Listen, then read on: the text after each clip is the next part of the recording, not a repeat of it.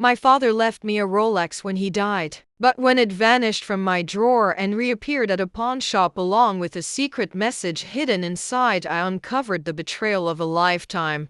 A stolen inheritance, and a truth buried so deep it could destroy the family that stole everything from me. The phone call came on a Tuesday afternoon while I was reviewing quarterly reports in my cubicle, fluorescent lights humming overhead and a half-drunk cup of coffee slowly cooling beside my keyboard. An unknown local number flashed across the screen. I almost let it go to voicemail like I usually did, but something, a shiver under the skin, a gut instinct I couldn't name, urged me to answer. "Is this Amelia Chen?" The voice was gravelly, careful. "Yes. Who's calling?" "My name's Frank DeMarco. I run DeMarco's Pawn and Gold on Riverside. I believe I have something that belongs to you. A Rolex Submariner." Everything inside me went still. "I have my father's watch," I said before I could think. My hand moved to the desk drawer I always kept locked during work hours. The key was already in the lock. I turned it, slid the drawer open, and reached for the familiar leather case. Only to find air empty. My breath caught. "The watch," I whispered. "It's gone." "I was afraid of that," Frank said. "Can you come down to the shop? There's something you need to see." I'd rather not explain over the phone. I stood up before he even finished a sentence, pulling my coat over my shoulders with shaking hands. Dad's watch. The only thing he'd left specifically to me, the only item mentioned in the will. The only piece of him I had left that wasn't a memory or a faded photograph. I had checked it just yesterday morning, like I always did, running my fingers over the smooth steel and the tiny engraved inscription on the back. "To my daughter Amelia. May time always be on your side. Love, Dad." He'd worn it every day, through long hours on construction sites, through my childhood school plays and Sunday dinners, through hospital corridors during chemo treatments. Even on his deathbed, when his wrist had thinned to bone and the band no longer fit, he pressed it into my hand. "This is yours, Mia. Only yours." That was 3 years ago. 2 years before Mom married Richard. 18 months before Richard's son, Tyler, moved in. DeMarco's pawn shop was wedged between a nail salon and a check-cashing place. The kind of strip mall where dreams frayed and desperation lived permanently. Frank DeMarco looked like a man born to run a pawn shop. Thick neck, deep-set eyes, gold pinky ring catching the neon light. But when he saw me, something softened in his face. "You look like him," he said. "Your dad. He used to come in here sometimes back in the day." "He did?" "Yeah. Construction guys need tools. He was one of the good ones. Always paid back his loans. Never tried to pull a fast one." He disappeared into the back and returned holding a box I knew better than my own reflection.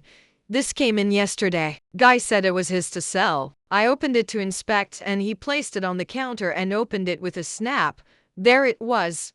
Dad's watch. It looked smaller than I remembered. Fragile almost. My fingers hovered over it like it might vanish if I touched it. Normally, I don't question sellers too hard if the merchandise looks legit, Frank said, watching me. But this watch? I knew your dad. He'd never let this go. So I looked into it. He held up a sheet of paper. "Your father pawned this watch once. 15 years ago. Paid it back with interest a month later." My eyes snapped up. "What?" "The loan was for $3,000. That's about the time you started at that fancy high school, yeah?" My breath caught again. St. Mary's Academy. Academic scholarship. Sure, but there were fees, books, uniforms, and activities. Dad had said he got extra hours. He never said. He pawned his watch. That's when I knew something was off about the sale, Frank continued. "But that's not why I called you." He picked up the watch, his fingers nimble and deliberate. "When I was inspecting it, I noticed something." He pressed a side panel and the back of the watch popped open like a hidden chamber in a mystery novel. "This isn't standard," he said. "Someone modified it. Made a secret compartment. Inside was a slip of paper folded into a square the size of a postage stamp." Frank didn't touch it. I didn't read it. Figured if your dad hid it that carefully, it was meant for someone specific. With trembling fingers, I unfolded it. Dad's handwriting. Small but precise. "Mia, if you're reading this, something's happened to the watch. Check the safe deposit box at First National. Box 447. The key is in my toolbox inside the level. The watch is yours, but what's in that box is your future. Don't let anyone tell you different. My knees weakened. Frank's voice barely reached me. You okay? I need to buy the watch back, I said. He shook his head. The guy who brought it, in Talish, he said his name was mid-20s. Kept talking about his app startup. Tyler. Of course. It was Tyler.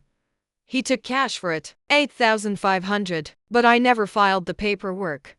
What? I've been in this business for 30 years. I know stolen goods when I see them, even when the thief has a key to the house. He slid the box across the counter. Take it. If anyone asks, it was never here. I can't, you can. Your dad helped me once. My kid needed surgery. I was short on rent. Your dad did a roofing job for me at cost. Let me pay it off over 6 months. Never mentioned it again. Frank cleared his throat and looked away. This is me settling up. I didn't say another word. I just nodded and took the watch. The drive back felt longer than it should have. My fingers clutched the leather box like it was part of me. I couldn't stop replaying the way the drawer had been empty. How my trust had vanished with it. I thought of the hidden note, of my father's words. The toolbox was in the garage, under the old bench Mom had wanted to clear out last year. I'd fought her on it. The level Dad mentioned was there. Exactly where he'd left it. A worn Stanley green bubble, still floating steadily in the glass. I unscrewed the end cap. Something rattled inside, wrapped in a piece of plastic, tucked into the hollow chamber. Was a small key. I held it in my palm and closed my fingers around it like it was an heirloom crown. But first, I needed answers. I walked into the kitchen, where Mom and Richard sat with papers spread across the table, bank statements, bills. I didn't care. They looked up when I entered. Mia. Mom blinked. What are you doing home? I placed the watch box on the table between us. Looking for this. The silence was instant and deep. Where did you? Mom started. Where did I find the watch you stole from my desk? I cut in. The one you pawned for Tyler's latest scheme? Her mouth fell open. Richard stood. Let's not be dramatic. The only thing Dad left me. That watch. The only thing he asked be given to me. And you sold it like it meant nothing. You don't understand. Mom started. No, I do. Tyler needed money. You all thought I wouldn't notice, or wouldn't fight back. It's not stealing, Richard said. We're a family. Family shares resources, then let Tyler share his trust fund with me. Oh, wait, he spent that on a Mercedes and Cabot. Mom's voice hardened. Tyler has potential. He's building something. You just sit. There it was. What she'd been trying not to say for years. I didn't dream big enough. I didn't want to be famous or rich. I wanted security, stability, a life where I didn't have to fight for scraps.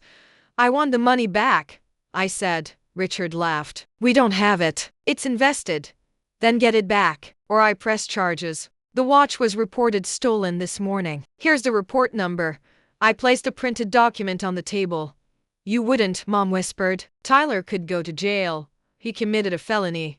After everything we've done for you, her voice climbed higher. You let me rent a room in my own childhood home for above market rate. That's not generosity. That's manipulation. They both stared at me like I'd grown wings. You don't have the right, Richard growled. I turned and walked away. They didn't know it yet, but I had more than a right. I had a key, and I was about to unlock everything. First National Bank stood like a polished relic from another time. Marble columns, brass handles, a quiet lobby that smelled like security, and years went by. Dad had worked on its renovation decades ago. I remembered him coming home with dust in his hair, talking about how buildings had bones just like people, and this one had stood strong through 3 floods and a fire. Box 447. The woman at the counter looked up at me, her glasses slipping low on her nose. You're Robert Chen's daughter? She asked quietly. I am. She nodded once. He was a good man. Come with me. 2 keys opened the safe deposit box. One was the bank's. The other was the tiny silver key I'd found hidden in the Stanley level. The box slid out heavy, cold, Inside were three things: a manila envelope, a black leather journal, and another envelope with my name on it. I opened the envelope first. The letter inside was written in Dad's steady, blocky handwriting. Mia, if you're reading this, then you found my little insurance policy. Your mother doesn't know about this box. I started it the day you were born because I knew even then you were going to be something special. The envelope has bearer bonds from my father. About 100,000 now, maybe more. The journal is everything from the business. Client lists, unpaid invoices, contacts, and accounts I couldn't get to after the diagnosis. There's probably another 50,000 in there if you want to go after it. But what I want most for you is time. I didn't just leave you a watch, I left you time. Time to walk away from things that hurt. Time to choose your path without worrying about rent or groceries or favors you don't owe. Time to breathe. Your mother sees the world in noise. Who talks loudest gets heard. You've always been quiet like me. That doesn't make you weak, it makes you careful. Use this wisely. And don't forget, the watch isn't jewelry. It's a reminder. Time is the only real currency we have. Don't let anyone steal yours, please. If that boyfriend of yours is still around, the one who borrowed money and never paid it back, cut him loose. You deserve better. Love. Dottie sat on the cool bench inside the vault chamber for a long time. The weight of the letter settled over me, not just the message, but the reality that Dad had built this little fortress of protection just for me. Quietly, carefully, without anyone else knowing, I opened the manila envelope. 10 bearer bonds. Inside, untouched, pristine. Each one is worth 10,000. The journal was thick with entries, handwritten pages full of site visits, jobs completed, payments made, and payments missed. I flipped to a flagged page with a contractor's name. I recognized Richardson Construction. The note beside it made my breath catch. 15. Oh, due. Final payment never received. Job completed. June 18. That was 4 weeks before Dad got his diagnosis. They thought the debt had died with him. They were wrong. I didn't go home that night. I checked into a small hotel on the edge of town. Nothing fancy, just clean, quiet, and far away from the house I had come to think of as a trap. I ordered dinner. I barely touched and spread everything out on the bed: bonds, journal, letter, and the watch ticking beside me. Then I opened my laptop and searched for a lawyer. Her name was Diane Vasquez, estate recovery specialist. Her reviews read like courtroom revenge fantasies. I emailed. She responded at AM the next morning. BYM, we were sitting across from each other in her office. Your father kept excellent records, she said after 10 minutes of skimming through the journal. Most people don't write down this much detail. I can use every bit of this. Can you recover it? Absolutely. Some of these debts are still legally binding. And if the clients thought they could ignore it because your father passed, well, that's what I'm here for. And the bonds? They're clean. You can cash those today. I passed her the retainer and watched her face change from interested to focused. A shark that smelled blood in the water. Then I left the office and drove straight to the house. Mom, Richard, and Tyler were all there. Tyler was in the living room, pacing in front of a whiteboard filled with buzzwords. I caught pieces as I walked in. Blockchain synergy, vertical market scalability, influencer integration. He stopped when he saw me. Amelia, he said, all fake charm and smooth tone. Hey, about the watch, save it. I turned to Mom and Richard. I'm moving out today. Don't be ridiculous, Mom said, standing too fast. Over a watch? Over a betrayal. Over everything you've let happen since Dad died. Richard tried to step between us. You're blowing this out of proportion. You let your son pawn the only thing I had left of my father. You used me. You treated me like a tenant while Tyler bled the household dry. You don't understand, Mom said. Tyler has a vision. He has plans. He has your money. Mine too. And he's going to pay it back. I will, Tyler said, adjusting his watchless wrist. Once the app takes off. No, you'll pay me back now. 8,500 plus interest. My lawyer will be in touch. Lawyer? Mom's voice faltered. I'm not letting it go. And I'm not staying here another minute. You can't just leave. I can. I have. Dad left me more than you ever knew. And I'm using it. They followed me as I packed. Richard tried threats. Mom tried guilt. Tyler tried charm. None of it worked. My bags fit neatly in my trunk. The watch went back on my wrist. The key from the level now sat on a chain around my neck. As I pulled out of the driveway, Mom stood on the porch, arms folded. "Your father would be ashamed," she said. I looked right at her. My father would be proud. I finally stopped letting people steal from me. Within a week, the bonds cashed out. After taxes, I had $127,000 sitting in my name. I used part of it to buy a modest 2-bedroom bungalow in the neighborhood that had grown up in. Hardwood floors, creaky porch steps, backyard with potential. It wasn't flashy. It was solid. Just like him, I kept his toolbox in the garage. The level stayed in its special drawer. Some nights I sat with it in my hands, remembering the way his fingers had guided mine along the bubble, teaching me what balance meant. 6 weeks after hiring her, Diane recovered $43,000 in outstanding debts. Richardson Construction paid in full to avoid court exposure. Other smaller companies followed quickly after receiving her firm's sharp letters and clean documentation. The money added up. The independence felt electric. Tyler's app failed within 3 months. He'd spent the entire $8,500 on office space, branding, and hiring two friends to consult. No product ever got built. No investors came calling. He blamed the economy. Richard tried calling me once, asked for a loan. I hung up. Mom sent messages through relatives. I sent back a photo of the police report I'd filed the day the watch went missing. Tyler's name was still highlighted. The calls stopped. I bought a new car. Not a luxury one, just reliable. I started a savings account. I took a trip alone to Maine, something I'd always wanted to do. I saw lighthouses, ate lobster rolls, walked along cliffs with the watch on my wrist and the wind in my hair, and every night, I opened the secret compartment and read the note one more time, just to feel the truth in it. The watch is yours, but what's in that box is your future. He was right. He always had been.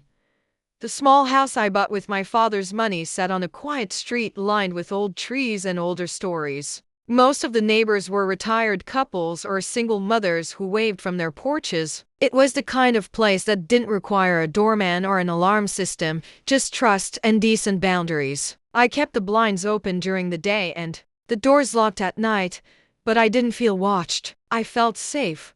Safe was something I hadn't realized I was missing until I finally had it.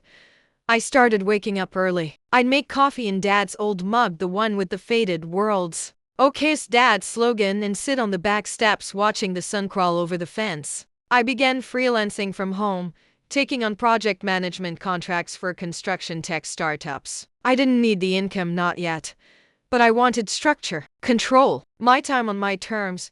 One Thursday morning, while scrolling through emails, I saw one from Diane with the subject, Ray Richardson Construction Follow-Up.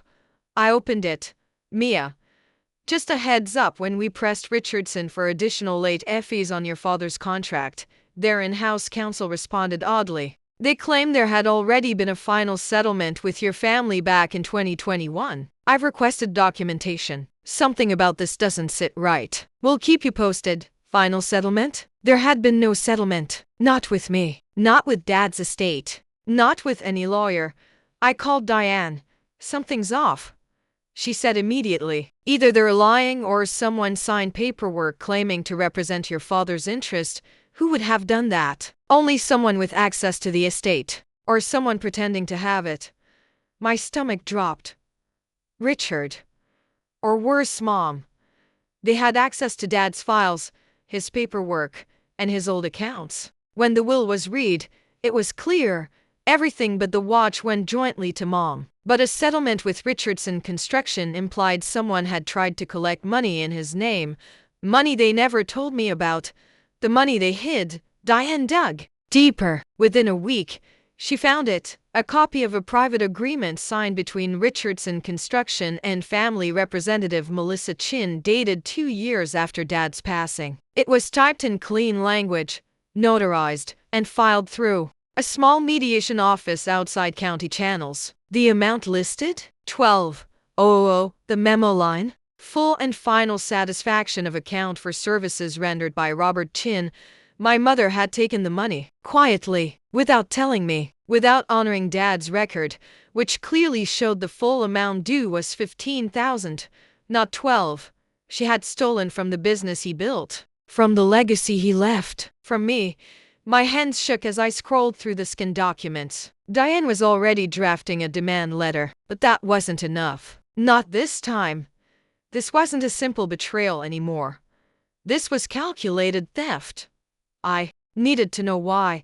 The front door of my mother's house was unlocked when I arrived. A sign of arrogance or carelessness, I couldn't tell. The living room was clean but hollow. The fireplace that once held our holiday stockings was cold. The mantel now decorated with Tyler's graduation photo and some fake plants. Mom came out of the kitchen wearing rubber gloves and holding a sponge like a shield.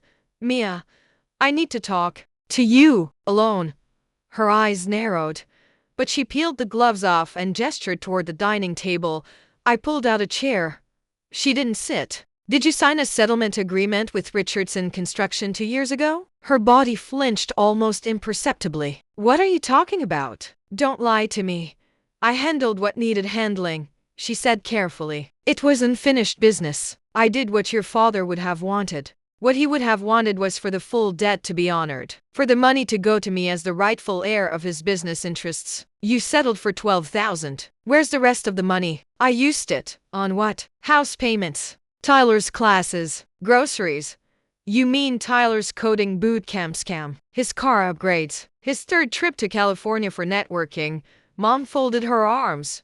You don't understand. You didn't see what I saw. After your father died, I was left picking up the pieces. Tyler was trying. Richard was working overtime. You were just hiding in your room, grieving. I was mourning the only parent who saw me. While you were rewriting the story to make Tyler the victim. He needed a future. So did I. But I didn't steal to get it. It wasn't stealing. You forged a representation of an estate you didn't own and took a payout that should have gone to me. Her jaw set. You always think you're so righteous. You think money makes you better than us? No, but character does. And you keep failing the test. Her hand clenched into a fist at her side. Your father didn't want you to be cold. He wanted me to be strong. She said nothing. I stood up. I'm pressing charges. Diane's preparing the paperwork. Consider this your last conversation with me unless it's through legal counsel. You're going to drag your mother into court? I'm going to hold the people who robbed my father accountable, even if they share my blood. The media never got involved, but the whispers reached the local contractors circuit fast. Word spread that Richardson Construction had underpaid a dying man and misrepresented his estate. When Diane threatened to subpoena their full payment logs and expose a potential pattern of deceit, they caved. An additional payment of $10,000 was wired to my account within 4 days. A note was included. We regret the error and extend our sympathies for your loss. It was enough for now, but the rift in my family, that would never close. Fall came. The leaves in my new neighborhood turned fire orange and honey gold. I planted bulbs in the backyard. I refinished the cabinets with my father's sander. I lived my life. One evening, after a long walk, I came home to find a note tucked inside my screen door. No envelope, just one line scribbled in messy handwriting. You think this is over? It's not. There was no signature. And no return address. I scanned the block. Empty sidewalks, distant porch lights, no movement. I took the note inside and locked the door behind me. Then I checked the windows, all secure. I opened the secret compartment of the watch and read Dad's note again. Don't let anyone steal your time. I called Diane, sent her a picture of the threat. She flagged it, but hasn't escalated yet. The next morning, my mailbox was pried open. Inside was a torn photo of me from college. The edges were burnt. That night, I installed security cameras. 3 days later, I found a dead bird on my front porch. Its wings splayed unnaturally, as if it had been placed there. Someone wasn't just trying to scare me, they were warning me. Tyler. It had to be him, or Richard, or both. They had lost control of the narrative, lost access to the money, lost me, and people like them didn't take kindly to losing I handed the footage to Diane, and she brought in a private investigator. He reviewed the footage from the past week and found nothing clear. A shadow once. A car is passing slowly. A shape near the fence line at 3:12 a.m., but no license plate. No face. Could be harassment, the investigator said. Could be preparation for something else. He left me with a stun baton and a number for 24-hour armed patrol services. I didn't sleep that night, or the next. I started double-locking doors. I checked behind me when I walked, carrying Dad's old hammer in my car, but I didn't run. I wouldn't give them that. 2 weeks later, a letter arrived in a plain white envelope. Typed, clinical. You owe us what was taken. Return the funds and the documents. This is your only warning. I turned it over. No return address. The envelope smelled faintly of motor oil. I had a flashback, Dad coming home late after a roofing job. Grease on his hands, the smell of sweat, and old engines. Someone had touched his envelope with those same smells clinging to their skin. The investigator swabbed it for prints. Nothing. I had a locksmith replace every bolt on the house. I upgraded my security system. Diane filed a restraining order, even though we couldn't name anyone officially. But I knew. This was about the journal, about what was inside it, and I had a sinking feeling I hadn't even uncovered everything yet, because the journal wasn't just a record. There were pages I hadn't read, pages Dad had marked as private, and if someone wanted them this badly, then what was in those pages was worth far more than money. The journal sat on my desk like a loaded weapon, its spine cracked from weeks of study, its pages brittle at the edges from my fingertips searching, flipping, pausing, but there were still 20 pages I hadn't touched. All of them marked the same way, private. Dad's handwriting was steadier than mine, even during his last year. He wrote like a man who trusted paper more than people. I traced the top page with my finger and flipped it open. The first line stopped my breath. If anything happens to me, this was not an accident.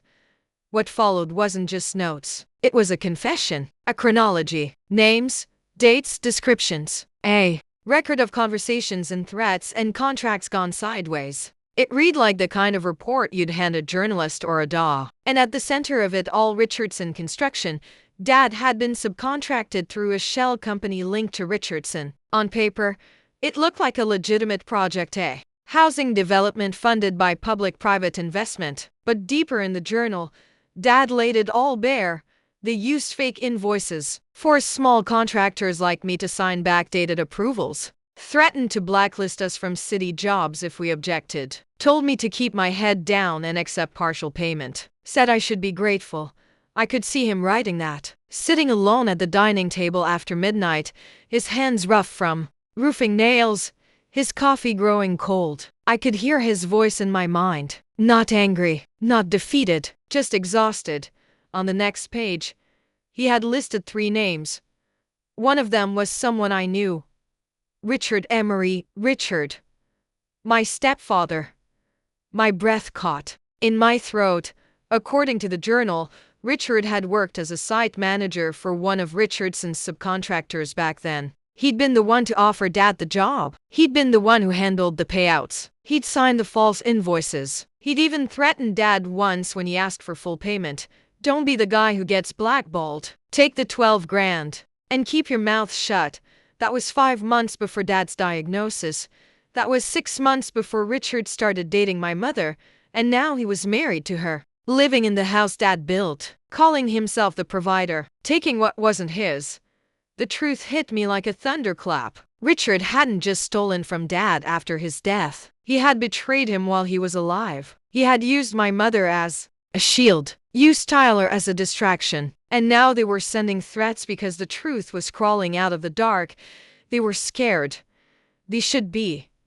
I scanned every page. Dad had documented it all, but it wasn't enough to burn them down. Not yet. I needed evidence beyond words. Something indisputable. Something criminal. I remembered something else in the journal. A line I hadn't understood weeks ago. Copy of the backdated invoice kept in the toolbox under the drill case. Just in case, I sprinted to the garage, throwing open Dad's old toolbox with shaking hands. The drill case was there, dust-covered. I pried it open and found a plastic folder wedged underneath. Inside was a single invoice. Richardson Construction. $18,000 billed. $12,000 paid. Backdated signatures, all in black ink, including one labeled Project Supervisor Richard Morathier. It was forgery, fraud, theft. I called Diane. She didn't ask questions. She just told me to bring the original and meet her at her office. 2 days later, we sat across from a city prosecutor in a glass-paneled conference room. Diane laid everything out with surgical precision. The journal, the invoice, the letter threatens me, the mailed college photo, the settlement Richardson had falsely accepted, the shell companies, the conflict of interest, the timeline. The prosecutor took notes the entire time. We'll need to move carefully. This touches multiple departments, and if Richardson gets wind of it too early, the trail might go cold. What about Richard? I asked. He looked at Diane. She nodded once. Your stepfather was a small cog in a much larger wheel. But if he forged these documents, he's criminally liable. If he used intimidation to prevent your father from seeking full payment, that's a felony. Will they be arrested? Eventually, but not yet. We need to freeze their assets first. Lock down the fake companies. Build the full case. That night, I slept for 10 hours straight. The kind of sleep that feels like an exorcism. The news broke 6 weeks later. City officials launched an investigation into fraudulent contracting practices linked to Richardson Construction. The article didn't name names, but it was enough. Within 24 hours, my phone lit up with calls from people I hadn't spoken to in years. I ignored them all, except one. My mother. She called 15 times before I picked up. Mia. She said breathlessly, "You need to stop this. Do you understand what you're doing?" I understand exactly what I'm doing. You're ruining lives. No, I'm exposing criminals. She paused, her voice shaking. Richard's job is gone. Tyler's being questioned by a fraud investigator. They froze our bank account. You should have thought of that before forging signatures and threatening your daughter. Do you know what this will do to us? I do, and I don't care. I care about what it did to Dad, and what it could have done to me. Silence. Then she asked, in the smallest voice I had ever heard from her, was it worth it? I looked around at the house Dad never got to retire in, at the journal on my table, at the watch ticking softly on my wrist. It was justice. That's always worth it. Richard was arrested within a month. Fraud, forgery, coercion, and tax evasion. He pled not guilty. Tyler was implicated in using stolen funds for startup capital. Charges were still pending, but the investigation expanded into other transactions. My mother moved out of the house. I didn't ask where. Diane and I filed a formal claim against the Richardson Group using Dad's journal as evidence. We demanded a posthumous restitution of all unpaid contracts. More contractors came forward. One had been driven to bankruptcy, another to divorce. All had stayed quiet. Now they weren't quiet anymore. The city settled privately. Dad's estate received a payout of $4,200. I set up a fund in his name. The Robert Chin Foundation for Honest Tradesmen. It helped small contractors get legal support and late payment protection. It sponsored students at St. Mary's Academy who wanted to learn skilled trades instead of being pushed toward college they couldn't afford. It gave a voice to the kind of man Dad had been: steady, honest, invisible until he wasn't. Months passed. The house was brighter now, fuller. Even when I was alone, I started dating again. Nothing serious. Just dinners and laughter and reminders. That love didn't have to feel like a compromise. I didn't need to be saved. I needed to be seen. One night, I sat on the porch with the journal on my lap, a firefly blinking nearby. I opened the watch. Read the note one more time. Don't let anyone steal your time. They tried. They failed. Because I had more than a watch now. I had his words, his truth, his plan. And I had myself. Whole, resilient, unapologetically free.